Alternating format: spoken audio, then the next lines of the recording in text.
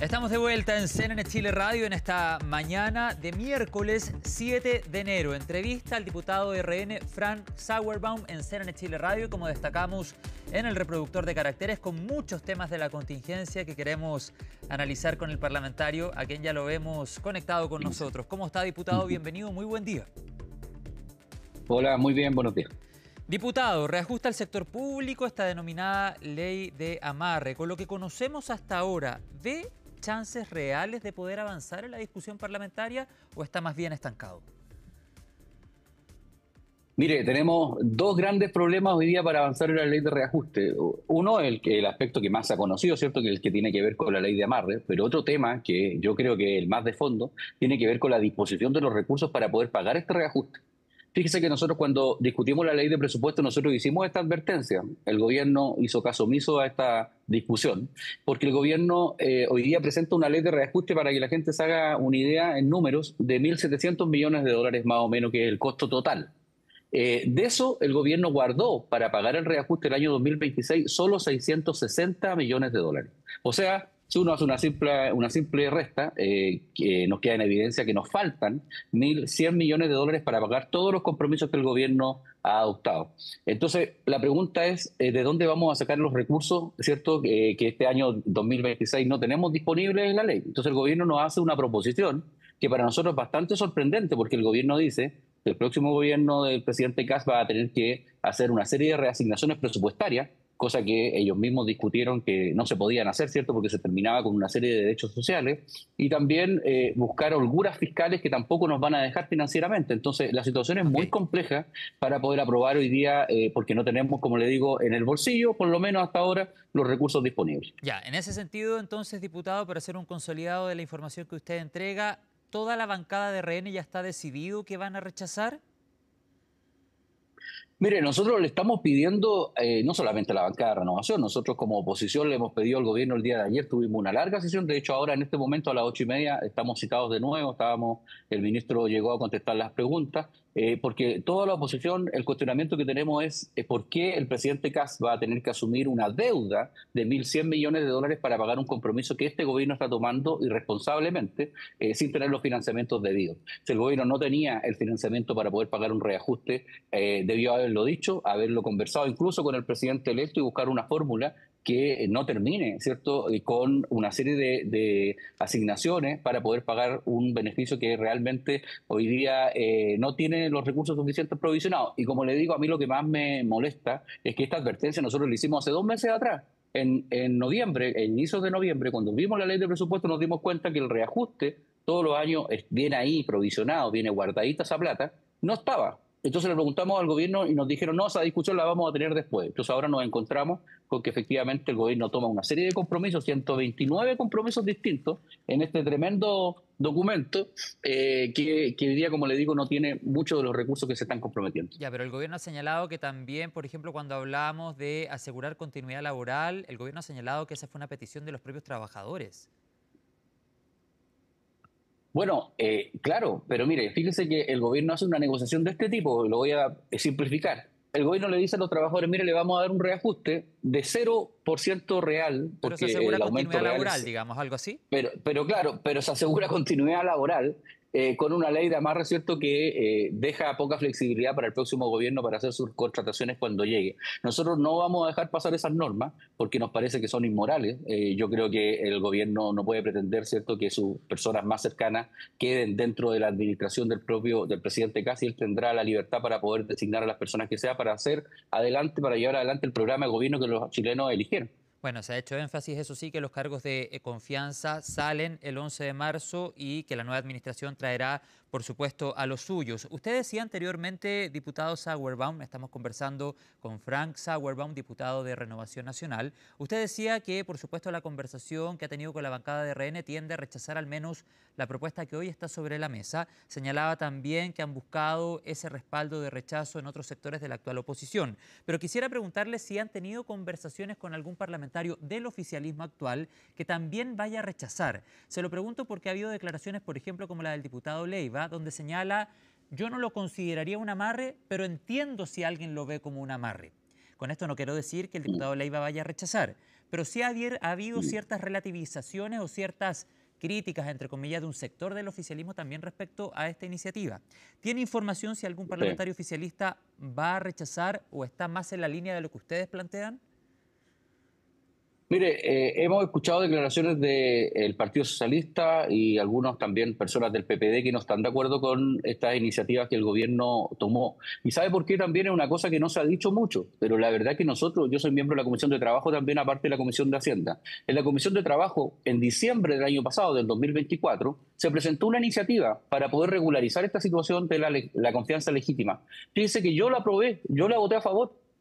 Renovación Nacional la votó a favor y le dijo al gobierno: nosotros creemos que esta situación no puede continuar porque no pueden haber contradicciones abiertas entre la Contraloría y la Corte Suprema para ver qué es lo que es la confianza legítima. Entonces, legislemos al respecto. Fíjese que el gobierno no le puso urgencia, no le puso ni una importancia y el proyecto quedó ahí detenido, no se tramitó. Entonces, el gobierno que pretenda ahora dejar amarrado a casi 35.000 personas, ¿cierto?, de su confianza a través de una ley miscelánea en una línea, me parece poco serio, por decirlo de alguna manera. Ahora, también, para ser justo, hay iniciativas que nosotros vamos a aprobar en esta ley, porque como le digo, Sí. son 129 artículos. Ujú.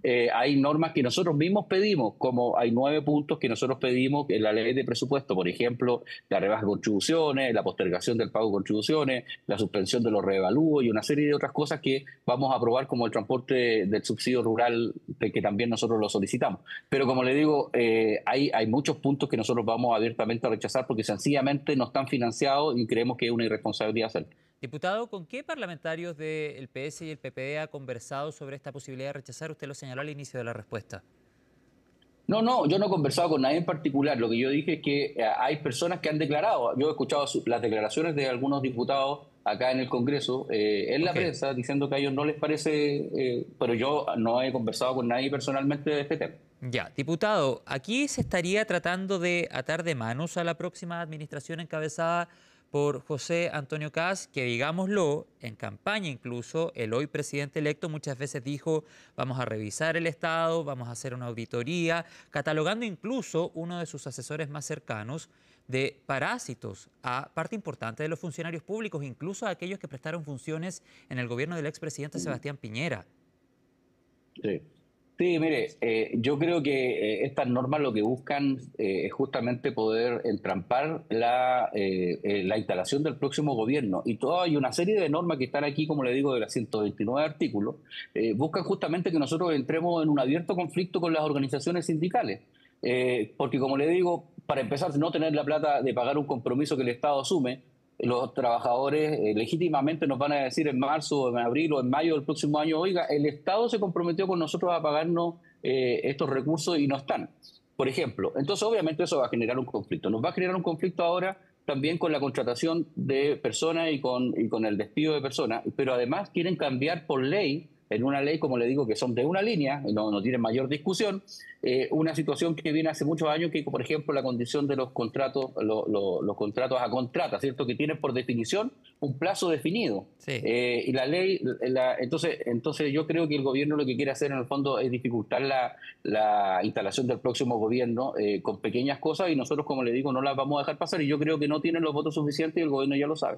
Diputado, hagamos una precisión, porque además de denominar esta iniciativa como ley de amarre, un concepto que no le gusta para nada al gobierno, pero al menos así lo ha señalado la oposición, además de catalogar esta iniciativa como una eventual ley de amarre, etcétera, usted acaba de decir que el gobierno detrás de esta iniciativa estaría buscando agitación social o que la futura administración tuviera problemas con trabajadores y trabajadoras. Pero es que es evidente cuando el gobierno nos quiere comprometer a nosotros, que nosotros, me refiero al conglomerado que va a gobernar la próxima, a partir de marzo, a una serie de cosas en las que no necesariamente nosotros estamos de acuerdo, donde no hay los financiamientos, obviamente va a poner en una situación de tensión social. Y le doy un ejemplo. El gobierno ayer nos decía, el ministro Grau, que para poder cumplir esta ley de presupuesto, o sea, de reajuste, proponía aquí, como le digo en el informe financiero que tengo aquí, en la página 21, dice que el gobierno próximo va a tener que hacer una serie de recortes para poder pagar el reajuste. Entonces, la pregunta es: ¿de dónde hago los recortes? Le voy a decir a la gente: ¿sabe que ya no le voy a pagar el subsidio habitacional que tenía prometido, o no le voy a pagar el agua potable que Es le iba a que, instalar, o no discúlpeme, le voy a diputado, pagar el pero cuando subsidio de hablamos de transporte? recorte, hace ya bastante tiempo no se sabe dónde van a recortar los 6.000 millones de dólares. Por eso le digo, o sea, el gobierno tiene un compromiso de hacer un recorte de 6.000 millones de dólares y el gobierno del presidente Boris le deja otro encarguito más al presidente Kast. Le dice, no son solamente 6.000, va a tener que recortar 1.000 más. ¿Por qué? Porque yo lo decidí, sin preguntarle a nadie. Entonces a mí me parece una desfachatez enorme. Y como le digo, y aquí hay, me va a perdonar, pero aquí hay cómplices evidentes que son los dirigentes de los trabajadores que firmaron este acuerdo. Hay muchos de ellos que no firmaron y hablaron con nosotros y nos explicaron por qué no firmaron. No firmaron, entre otras cosas, porque ellos lo que más les importaba no era esta serie de 129 compromisos, sino que era simplemente que tuvieran los recursos para poder financiar estos compromisos, como por ejemplo cosas tan delicadas como los bonos de Navidad, el bono de invierno para los adultos mayores, una serie de cosas que son las prioritarias en la ley de reajuste, que es lo que se discute. Y hoy día, como le digo, no está ni siquiera la mitad de la plata que se requiere. Diputado, ¿usted estaría de acuerdo con que la futura administración redujera la dotación de funcionarios y funcionarias del Estado, que fue uno de los planteamientos de la campaña de José Antonio Kast? Se lo pregunto pensando en esta necesidad o en esta alternativa que han planteado desde el futuro oficialismo de hacer más óptimos los gastos o las platas del Estado. Y también se lo pregunto, y le insisto en el concepto, en este calificativo de parásitos que tuvo Cristian Valenzuela en algún minuto en una columna, donde también les mandaba un mensaje a quienes apoyaron al presidente Piñera o a quienes trabajaron en esa administración. A ver, mire, tenemos un problema con la cantidad de trabajadores del Estado bien evidente. Hace 15 años atrás, la cantidad de trabajadores era un 50% menos de personas.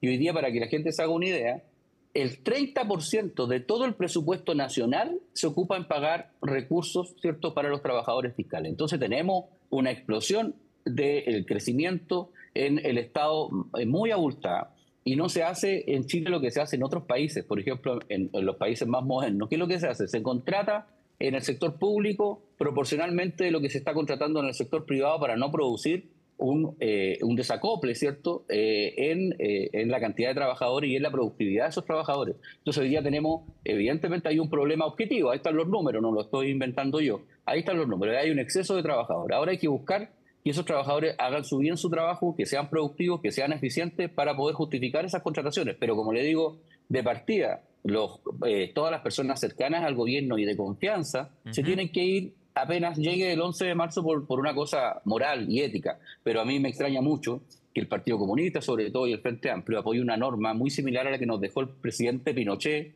cuando dejó esta ley de amarre, ¿cierto?, del Estatuto Administrativo, en donde dejó a todos sus cercanos por años contratados con el mismo espíritu que está haciendo el Frente Amplio y el Partido Comunista. La verdad que es bastante sorprendente.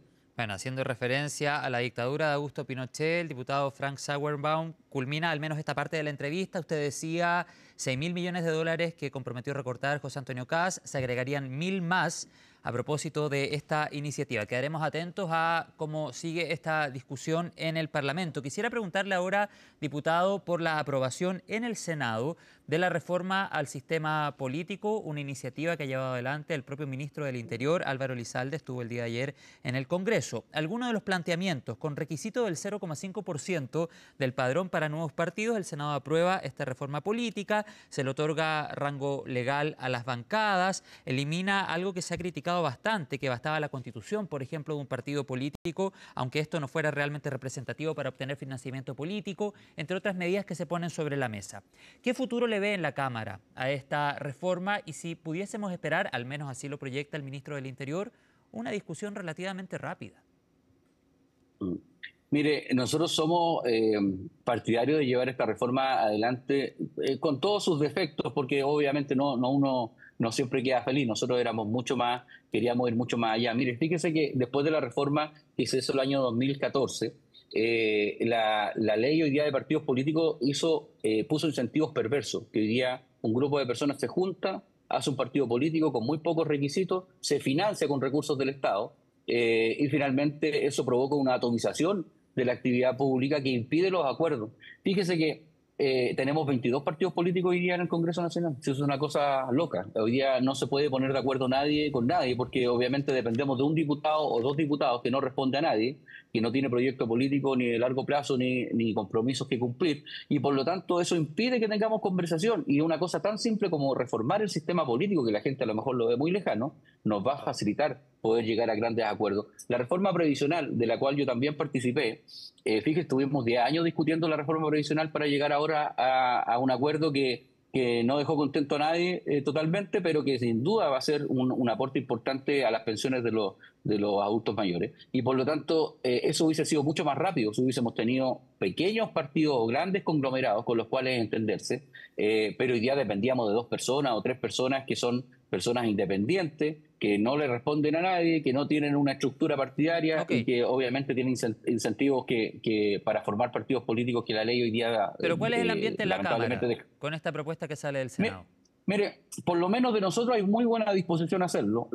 Quienes se oponen seguramente van a ser los pequeños partidos, los partidos que tienen un diputado, 2 diputados, que quieren ejercer una influencia indebida, ¿cierto?, con ese pequeño poder que tienen, pero los grandes partidos, los partidos tradicionales como nosotros, que somos los partidos más grandes de la Cámara, no vamos a tener problemas en llevarlo adelante porque entendemos la importancia de entenderse con los grandes conglomerados para tener una visión de país en conjunto en algunos ¿Y temas qué va por a lo pasar menos, con como en los Evópoli, años por ejemplo, 90. diputado? Ustedes son socios de ellos.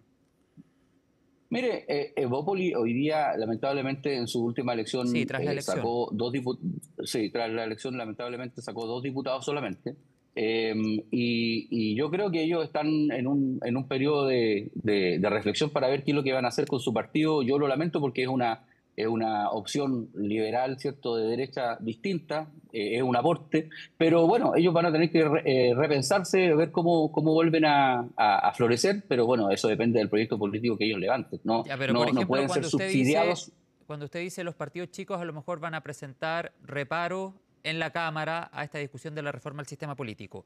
¿Hace referencia a partidos como Evópoli y a qué otros partidos que eventualmente se podrían oponer en la Cámara a esta No, iniciativa? pero por ejemplo, está el Partido Regionalista y Verde Social, que tiene un diputado. Está el Partido Liberal, que tiene 2 diputados. Y así, o sea, son esos pequeños partidos los que finalmente hacen que muy difícil la conversación y el diálogo y los acuerdos.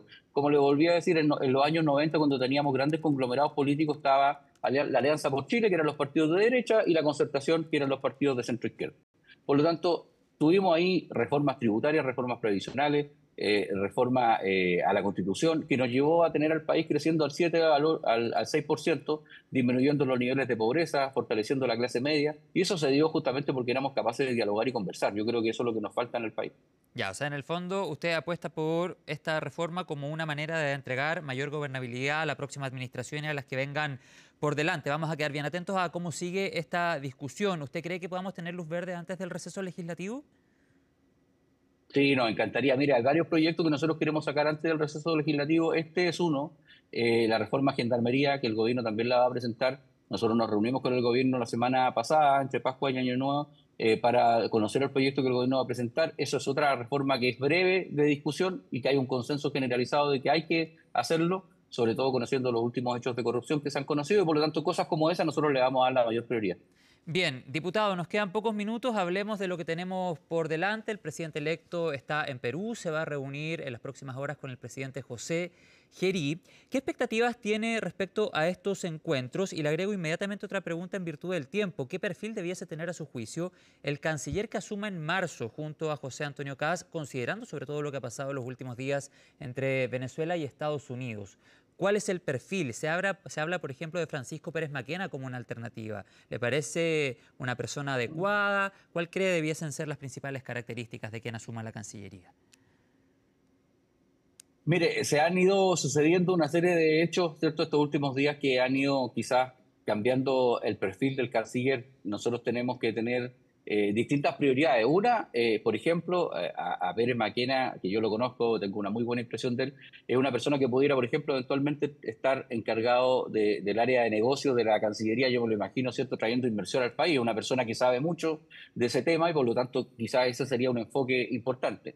Depende del enfoque que le quiera dar el presidente Kast, porque si el presidente Kast le quiere dar prioridad, por ejemplo, a las relaciones con Latinoamérica o con los países, ¿cierto?, industrializados, con nuestros socios comerciales, depende de lo que quiera hacer, es una cosa que tiene que definir él, pero obviamente, dado lo que ha ocurrido en Venezuela y dado lo que está ocurriendo en el entorno latinoamericano, es importante que se defina una política, ¿cierto?, de Cancillería, una política exterior, ¿cierto?, que nos reinserte de ¿Y le ha nuevo en el mundo. parecido, ¿Y le ha parecido bien la declaración de José Antonio Kast en torno a lo que se vivió en Venezuela o le ha parecido una declaración incompleta?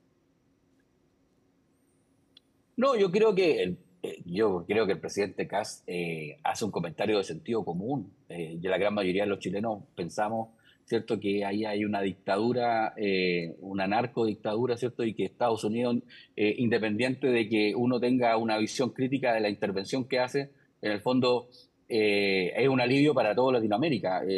Venezuela generó un problema de migración irregular en todos los países de Latinoamérica y en ese sentido es un alivio, ¿cierto?, que la situación se vaya regularizando. Y nosotros debiéramos jugar un rol también en eso. En mi opinión personal es que nosotros debiéramos jugar un rol para que Venezuela recupere la democracia lo antes posible, Es que apoyar ojalá ese es el tema, se habla un re proceso poco de de recuperación democracia. pronto.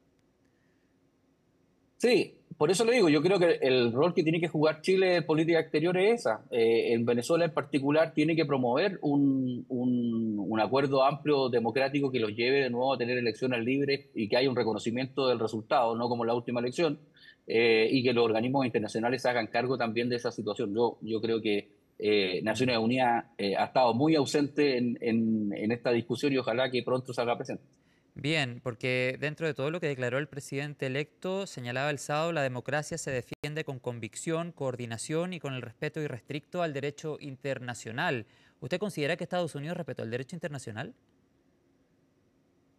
No, a ver, bueno, es una discusión que tienen que tener más personas más expertas. Yo no soy experto en materia internacional, pero claramente Estados Unidos tiene un argumento que es un argumento, ¿cierto?, que tiene que ver con una situación legal del expresidente Maduro y por lo tanto ellos toman sus decisiones. Ahora, como le digo, nosotros tenemos una situación con Venezuela bien compleja, no solamente por el tema migratorio, sino que por lo que ha sucedido, por ejemplo, con el asesinato de Ojeda en Chile. Mm, Entonces, todas esas situaciones yo creo que nos tienen que llevar a tener una persona, por ejemplo, si recuperamos las relaciones con Venezuela, que pueda tener la capacidad de ayudar en el proceso democrático y también, por ejemplo, que se produzca una claridad respecto a lo que ha sucedido con el teniente Ojeda en territorio nacional.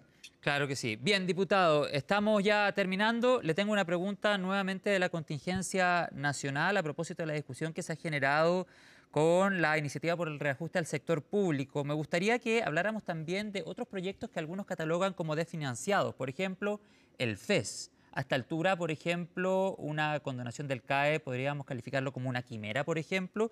De hecho, hoy día van a recibir al CFA en el Congreso por este tema. Hay otros proyectos que Sí. están en riesgo precisamente por no contar con financiamiento. Con eso cerramos, diputado. Sí, mire, el FES fue uno de los proyectos que nosotros votamos en contra acá en la Comisión de Hacienda, nosotros por lo menos porque hicimos una advertencia. El condonar el CAE tiene un costo de 14.000 millones de dólares. O sea, eso es una situación que no tiene por dónde ser financiada, no tenemos cómo. El propio Consejo Fiscal Autónomo ha declarado, ¿cierto?, que la propuesta del gobierno transforma el cobro de esto en un impuesto oculto. Y nosotros también advertimos que esto finalmente el Ok. gobierno estaba proponiendo un impuesto a los titulados, digamos. Pero hay otros proyectos que a mí me preocupan, como la ley de cuidados. Se aprobó la ley de cuidados y efectivamente nosotros le hicimos una advertencia a Jorge Quirós, por lo que sabemos, ¿cierto?, próximo ministro de Hacienda, de que esa ley de cuidados no está financiada totalmente. Entonces hay proyectos de ese tipo que nosotros le hemos hecho la advertencia al presidente Kast respecto de los desafíos que va a tener que enfrentar ahora a partir de marzo. Bien, diputado Frank Sauerbaum, diputado de RN, jefe de bancada, miembro de la Comisión de Hacienda. Gracias por la comunicación con CNN Chile Radio en esta mañana de día miércoles. Que tenga un buen día. Seguimos atentos a todo lo que se discute en